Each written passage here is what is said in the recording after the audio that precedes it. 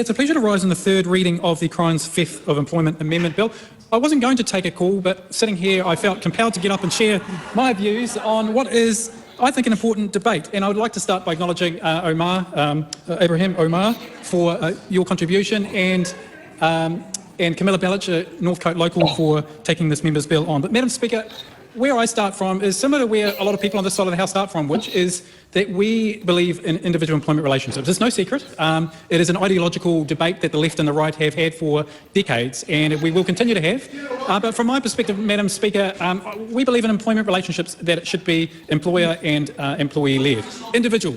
The government shouldn't have a role to play. It should just set the parameters and let those relationships get on. And I'm of the view, having lived around the world, I've lived in different contexts. I've lived in France, which has a very heavy-handed approach to employment relationships. Look at where they're at the moment. I've also lived in America, which has a complete opposite approach to, and look at where they're at the moment. So actually, there is no right or wrong way. It's what fits for New Zealand's context. And I think, Madam Speaker, where we've got to is, where we're getting to is getting back to that individual employment relationship. So I think that this bill is heavy-handed.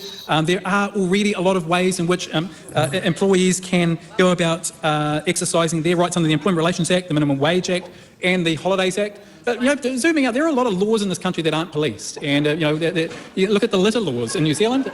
We don't have. I've got police in my own family. I don't want police going around making sure that people are fined for littering, because there are laws in place for that. There are bylaws in place as well, Madam Speaker. But we've got more serious crimes that we want the police to focus on. In Northcote, in the members' own electorate, there have been some serious crimes committed: robbery, armed robbery, stabbings, murders. Those in this great electorate of Northcote, come over and see Willie. They don't take crime seriously. But Madam Speaker, I want to commend the hard-working police of the Waitemata district who have gone out to bat for those types of crime, who have found the offenders and who are bringing them to justice. That's the crime that we want to focus on, because that's the crime that's actually going to make our community safer on this side of the House. So, look, Madam Speaker, I've heard some good debates in this House today about from both sides around why this bill should or should not go forward. But again, Madam Speaker, I want to bring it back to today, the core crux of this, which is we don't think that this is needed.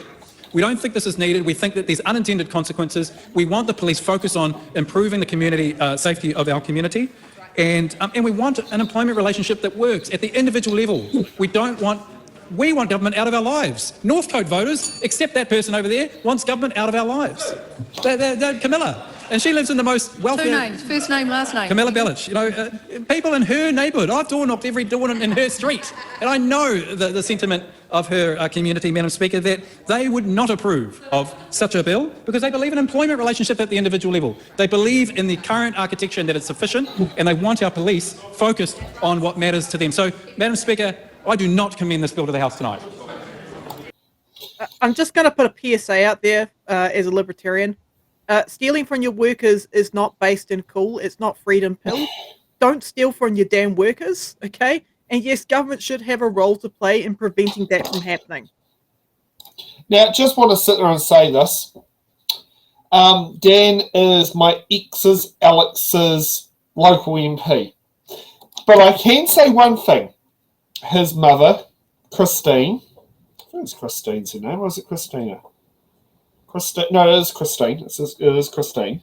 At least she's on the Māori roll, and her MP is Marina Meno Te Kapakingi. Oh, well, there you go. Yeah. But Alex, I know we've long broken up. I mean, this was like we broke up in 2016. I feel so sorry who your local MP is. Yeah. Because I still think he's living with his parents. I mean, come on. I'm just going to say this. Unleash the Duncan again. Give him a second speech, because I can hear him chomping at the bit to have another speech. I know.